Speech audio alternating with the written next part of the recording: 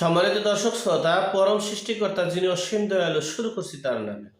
আজকের বিষয় এই বিএনপি ৫ই আগস্টের পর থেকে বিএনপি গতকালকে এবং আজকে অর্থাৎ ২৪ ঘন্টার মধ্যে যে অবাক কাণ্ড ঘটিয়েছে, সেতে দেশে একটা ইতিহাস গড়ার দিকে ধাবিত হচ্ছে। সে বিষয়ে আপনাদের সাথে শেয়ার করছি। দেখেন, ১৯৭১ সালের মহান মুক্তিযুদ্ধে এই দেশের জনগণের বিপক্ষে দাঁড়িয়েছিলেন পরাজিত শক্তি জামাত ইসলাম। তারপরও শেখ মুজিবুর রহমানের সাধারণ ক্ষমায় এরপরে দেশে তারা এই জামাত ইসলাম রাজনীতি করতে পেরেছে।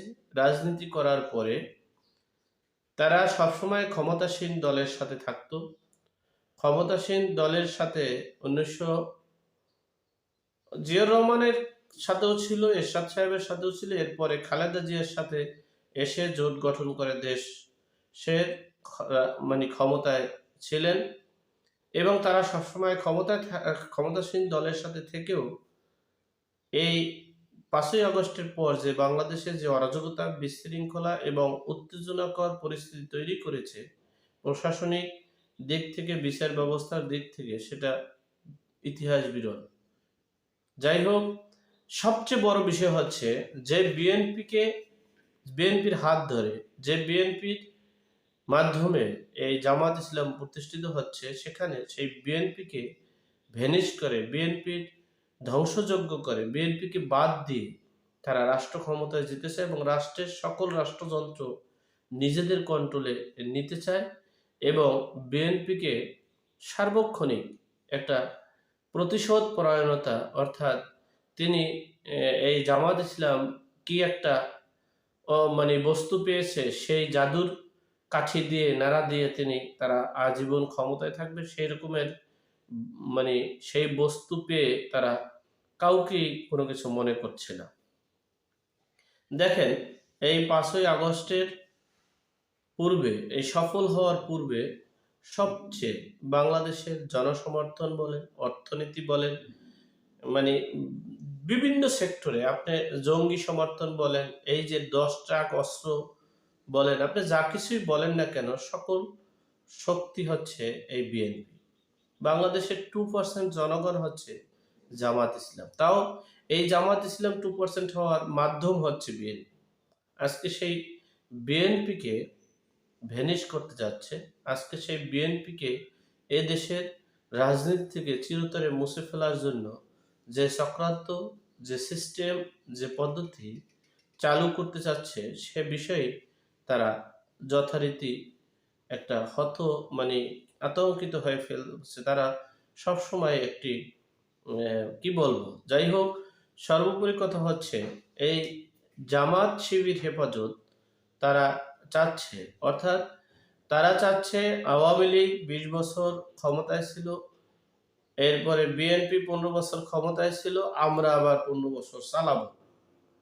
সেই জন্য তারা বিশ্ববিদ্যালয়গুলো দখল করতে চেয়েছে।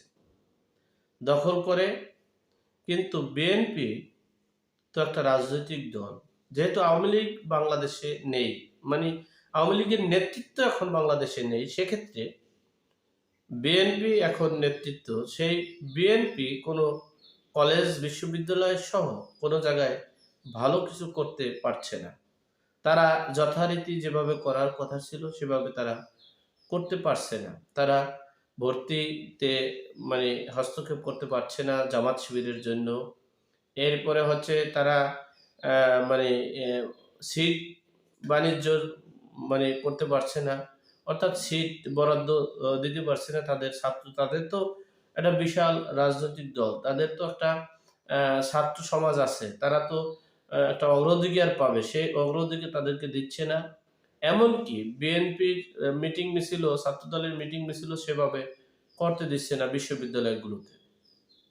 সেখানে দেখেন, কুয়েট বিশ্ববিদ্যালয়ে একটা ছাত্র দলের কমিটি করছে, সেজন্য তাদের উপরে বিভিন্ন হয়রানি করছে জামাত শিবির হেফাজত সমন্বয় ও বৈষম্য বিরোধী তৌহিদি ছাত্র জনতারা।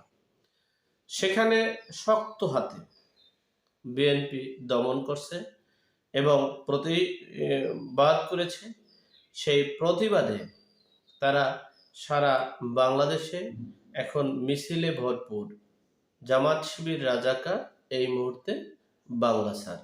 জামাত শিবির রাজাকার, এই মুহূর্তে বাংলা ছাড়। এই যে স্লোগানটা, আমরা এই স্লোগান কিন্তু কখনো আশা করিনি।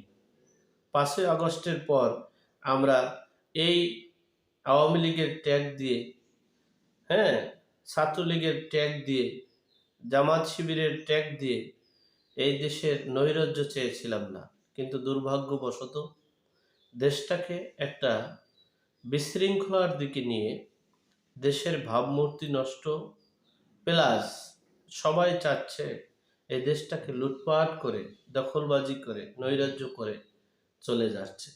যাই হোক, সেখানে বিএনপি অনেক সময় পর, অর্থাৎ 6 মাস পর একটু কিছু বোধগম্য হয়েছে তাদের, যে না, এই রুখে দাঁড়াতে হবে এই অপশক্তির বিরুদ্ধে। যে অপশক্তি দেশের স্বাধীনতার চেতনা বিশ্বাস করে না, 1971-কে বিশ্বাস করে না, যারা মুক্তিযোদ্ধাকে বিশ্বাস করে না, যারা ইসলামকে বিকৃত করে, ইসলামকে ব্যবহার করে, তারা এই দেশের একটা রাজনৈতিক দল বিএনপি অর্থাৎ বাংলাদেশ ন্যাশনাল পার্টিকে ভ্যানিশ করার যে পায়তারা করছে, সেটা তারা একটু বুঝতে পেরেছে। তারা 2007 সাল থেকে এই 24 সাল পর্যন্ত যে তারা ক্ষমতার বাইরে, এবং তাদের রাজনীতির শেষ যেটা হয়েছে সেটা কিন্তু ডক্টর মোহাম্মদ ইউনূসের হাত ধরেই হয়েছে। আর বাকিটা এখন হবে সেটা পূর্বেই আমরা বলেছি। তবে হ্যাঁ, সময়ের ব্যবধানে, দ্রুত সময়ের মধ্যে যদি বিএনপি মনে করে যে না, আমরা দেশ এবং দেশের জনগণের সাথে প্রতারণা করব না, বেইমানি করব না, তাহলে তারা যেভাবেই হোক না কেন আগে সর্বপ্রথম তাদের একটা কর্ম থাকবে এই ডক্টর মোহাম্মদ ইউনূসকে পদত্যাগ করানো। যদি ডক্টর মোহাম্মদ ইউনূস প্লাস উপদেষ্টা পরিষদকে পদত্যাগ করাইয়ে মানে তত্ত্বাবধায়ক সরকার গঠন করতে না পারে, তাহলে বিএনপির খুব করুণ পরিণতি হবে, খুব ভয়াবহ অবস্থা হবে, যেটা কল্পনার বাইরে। যাই হোক, আল্লাহ আমাদের সকলকে সঠিক জ্ঞান দান করার তৌফিক দান করুক। আমিন। আসসালামু আলাইকুম।